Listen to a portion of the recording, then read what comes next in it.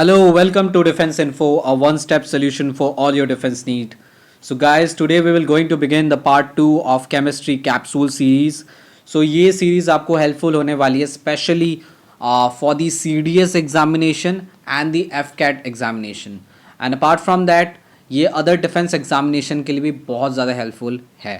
So ये video आपको help करेगी आपको पूरा रिवीजन कराने में, क्योंकि इस रिवीजन सीरीज़ में स्पेशली इस कैप्सूल सीरीज़ में आपको क्वेश्चंस भी दिए गए हैं और कुछ इंपॉर्टेंट कॉन्सेप्ट्स भी दिए गए हैं जो कि आपको दिमाग में भी रखने हैं वाइल सॉल्विंग और approaching a problem. So guys, let us begin this part 2. So which one among the following is not a periodic property, and that is does not show any trend in the on moving from one side to the other in the periodic table. So guys, talking about this, so we know that electronegativity आप towards left to right increase होती है, okay, towards left to right increase होती है. And talking about valency, even left to right increase होती है. Talking about atomic size जो है down the group, okay, down the group from up to down it increases. So only radioactive activity जो है वो ऐसा trend show नहीं करती. So option B will be the correct answer. Yes, option B is the correct answer. Now talking about the properties of the element. So guys, you need to know about the property of element as well, okay. So जो ये properties है atomic size जो मैंने बताया decrease from left to right, okay, as it is increase from down the group, so it is decrease on the left to right. Similarly, ionization potential and electronegativity, it increases from left to right and decreases down the group. So this is the this properties you need to know while approaching any question, okay. So friends, let's move to the next. Now talking about litmus, you know, there are indicator which shows that particular thing compound is acidic or basic in nature. So we need to know this. And talking about this, we also need to know pH scale, ठीक है. pH scale हम बताती है कि वो particular compound is the acidic है या basic और अल्कलाइन नेचर है, ठीक है. जो बेसिक और अल्कलाइन, ठीक है, बेसिक और उसको अल्कलाइन भी बोलते हैं, ठीक है. और यहाँ पे हो गया आपका एसिडिक, ठीक है. तो ये 7 है और ये 0 है और 14, ठीक है. तो 7 जो होता है ये न्यूट्रल होता है. वाटर जो प्योर वाटर होता है वो 7 शो करता है पीएच स्केल में. सो अगर आप 7 से कम है तो उसका मतलब एसिडिक नेचर है, और अगर 7 से ज़्यादा है वो बेसिक नेचर है. सो इसको इंडिकेट करने के लिए हमें क्या यूज़ करना पड़ता है, लिटमस पेपर. और जब लिटमस पेपर अगर हमें देखना है कि वो एसिडिक नेचर है कि नहीं, अगर कोई ब्लू लिटमस पेपर अगर रेड टर्न हो जाता है तो उसको हम बोलते हैं that this compound is an acidic acid. जैसे आपका H2SO4 nitric acid, these are a strong acid जिसके pH 7 से बहुत कम है, ठीक है. सो सिमिलरली अगर आपकी बेस की बात की जाए, कोई भी सॉल्ट ले लो, ठीक है, वो क्या करता है, अगर आप उसमें रेड लिटमस पेपर दोगे तो वो ब्लू हो जाएगी, ठीक है. तो that show that is it is an alkaline और basic in nature. Now talking about methyl orange will turn red in acidic solution, okay, and similarly yellow in basic solution. And phenolphthalein, ठीक है, phenolphthalein will turn colourless in case of acidic solution and turn pink in case of basic solution. So just remember this, and I hope that आपको ये fact clear हो गए हैं. तो कि अगर आप एक बार प्लीज़ देख लीजिए एंड स्क्रीनशॉट भी ले सकते हैं, ठीक है. Then talking about the next question, match the following, list 1 polymer with list 2 monomer, ठीक है. सो हर एक पॉलीमर का मोनोमर होता है और ये बहुत सारे मोनोमर मिलकर पॉलीमर फॉर्म होता है, ठीक है. ये एक इंटरलिंक चेन है जो आपस में कनेक्टेड है. सो नाउ टॉकिंग अबाउट कौन सी पॉलीमर्स किसकी मोनोमर है. नाउ एक चीज़ याद रखना गाइस, नाइलॉन 6 जो है, ठीक है, नाइलॉन 6 का जो मोनोमर है वो कैप्रोलैक्टम है, ठीक है. कैप्रोलैक्टम नाइलॉन 6 का मोनोमर है, ठीक है. अब जब कैप्रोलैक्टम को हीट करेंगे, ठीक है, तो नाइलॉन 6 का चेन आपको मिल जाएगा, ठीक है.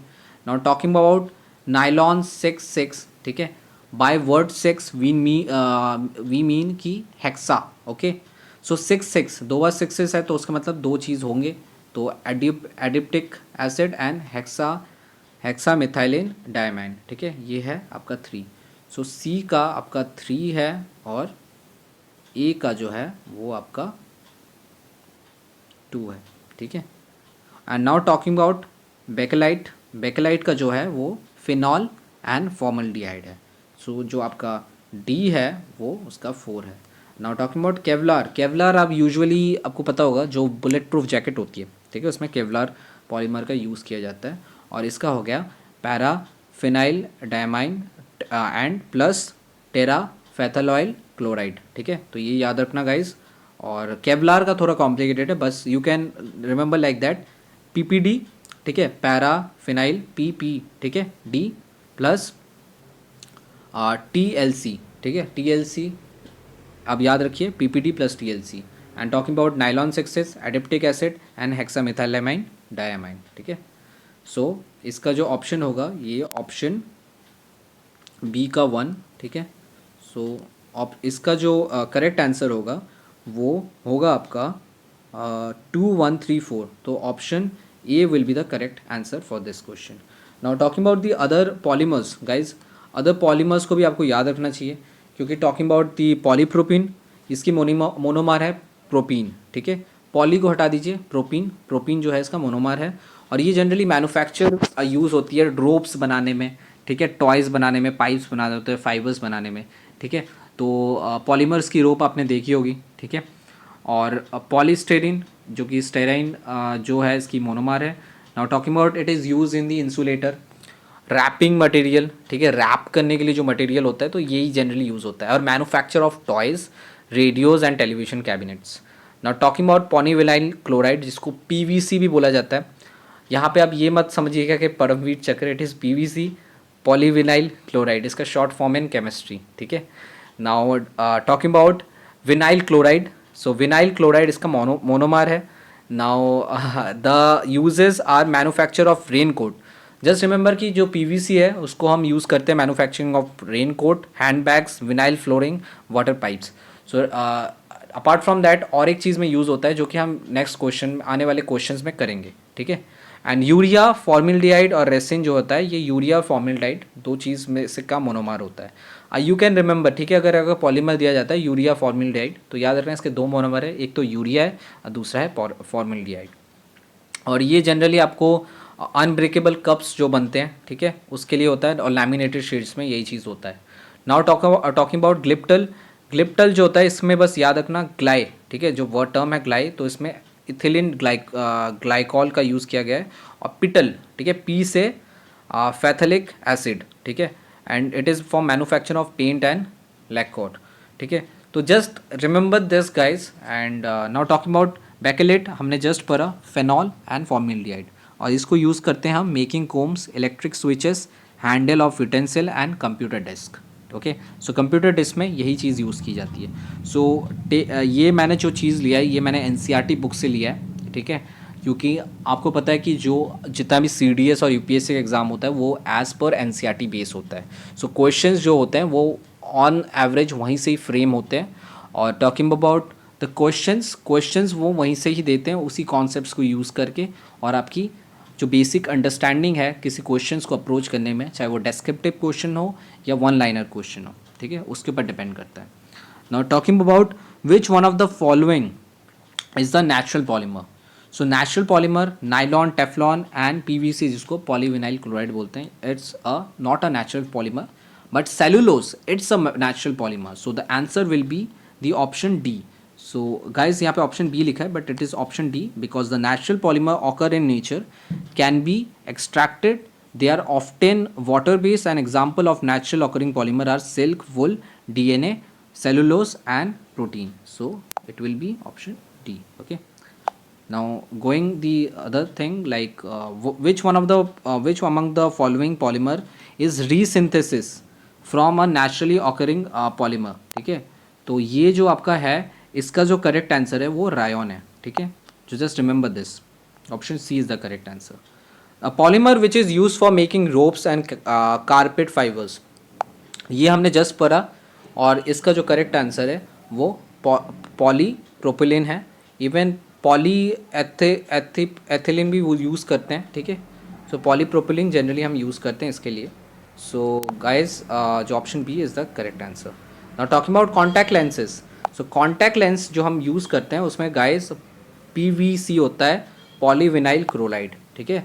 So option is the correct answer because the contact lens are made from polyvinyl chloride. Polyvinyl chloride is provided as a great benefit as beside making lens, it is also helpful in making buildings, electronic healthcares and other sectors. Now talking about which one among the following metal is used in firework for making brilliant white light. So brilliant white light के लिए हम generally use करते हैं वो magnesium, ठीक है। Magnesium को use किया जाता है ब्रिलियन अगर आपको बहुत अच्छा वाइट लाइट चाहिए उसके लिए। सिल्वर तो टर्न ब्लैक हो जाती है, and talking about sodium it is will turn yellow. So जो हम मैग्नीशियम है वो that will be the correct answer for this. So yes option B is the correct answer. Now talking about the other thing, आपको पता होना चाहिए flames के बारे में। सो लिथियम क्लोराइड है वो कैरामाइन देती है, रेड जो होता है स्ट्रॉन्शियम क्लोराइड और स्ट्रॉन्शियम नाइट्रेट। जो याद रखना क्रिम्सन रेड जो भी होता है ना, हम बोलते हैं ना crimson red, that is because of strontium. Now talking about orange it is from calcium chloride, ठीक है। And talking about sodium chloride and sodium carbonate it gives yellow and yellowish green borax, ठीक है।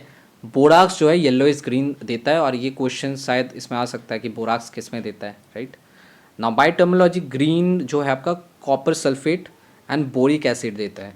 Now blue is copper chloride and talking about violet it is potassium sulfate and potassium nitrate which gives violet, okay. Now talking about purple it is potassium chloride and white gives by the magnesium, just हमने ये question किया magnesium sulfate, okay. Now talking about match the following list 1 and list 2 color and the flames के साथ हमें match करना है, ठीक है। सो सोडियम का मैंने जस्ट बताया येलो, ठीक है, सोडियम का येलो, और सिल्वर का भी मैंने जस्ट बताया टर्न ब्लैक्स, ठीक है। सो बी का जो है वो 1 है, ठीक है, और सी का है 3, ठीक है। अगर चाहे तो एलिमिनेशन मेथड भी यूज़ कर सकते हैं इसमें, ठीक है। तो बी का 1 सी का 3, तो ये कॉम्बिनेशन कहाँ पे है, वो ऑप्शन डी में ये कॉम्बिनेशन है। तो थर्स हमें पता चल गया जो बेरियम है, बेरियम का जो होगा आपका एप्पल ग्रीन एंड लेड का है ग्रीन, ठीक है। So in that case option D will be the correct answer, okay. Option D is the correct answer guys, okay. Now talking about the next, which one among the following when dissolved in water giving a hissing sound? So hissing sound जो form करता है वो quick lime form करता है। अब जब उसको dissolve करोगे वाटर में तो slake lime plus heat form होगा। जो स्लेक लाइम है उसका फॉर्मूला है calcium hydroxide CaOH whole twice, ठीक है। सो क्विक लाइम है वो एक हिसिंग साउंड देता है, और option D is the correct answer for this. And quick lime when chemical is chemically known as calcium oxide, okay, calcium oxide CaO. When water is added to quicklime, calcium hydroxide is formed and a lot of amount of heat is released in this process and a hissing sound is also observed, ठीक है। So and the reaction is CaO plus H2O plus CaOH whole twice plus heat. Now talking about the pungent smell of garlic is due to, जो pungent smell आता है वो generally आता है due to sulfur, okay. Sulphur की वजह से ये पंजन स्मेल आता है, तो option C is the correct answer. And garlic is known to cause bad breath which is also known as halitosis and body odour describe as a pungent garlicky smell to sweat. This is cause by allyl methyl sulphide which is also known as AMS, ठीक है। तो guys just remember this. Now talking about which one of the following petroleum refineries product has the lowest boiling point.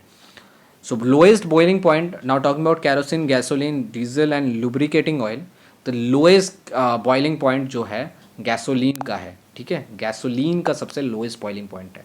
Option B is the correct answer. Flavour of apple is mainly due to which one of the following.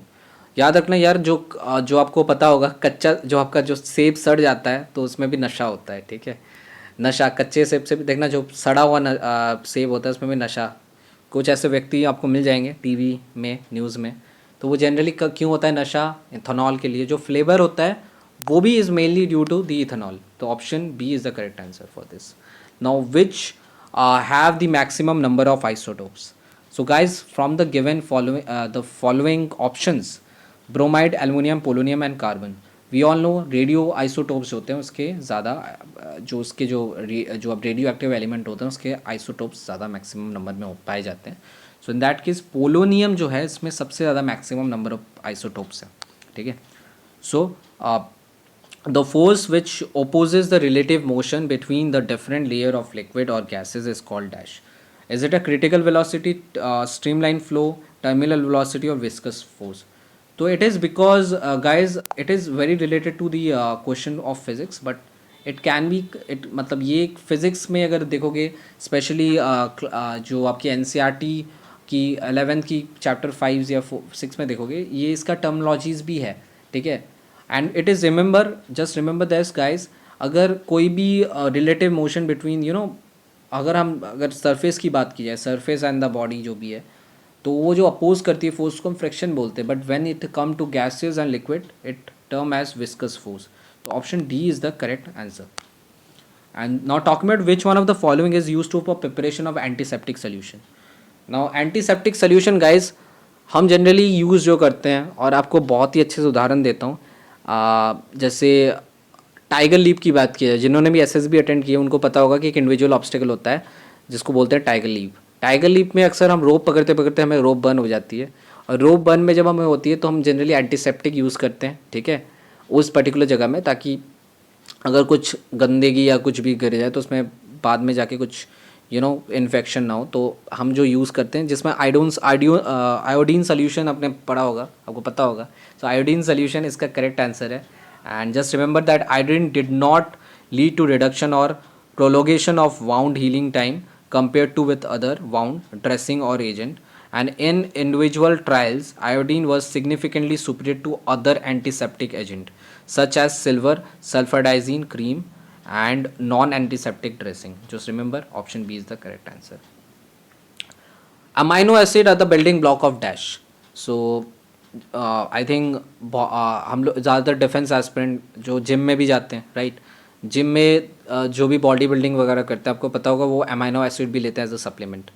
So supplement लेते हैं जिससे क्या होता है ना, जो muscles increase होती है, हमारी जो फाइबर होती है वो रिकवर हो जाती है, जल्दी रिपेयर हो जाती है, राइट.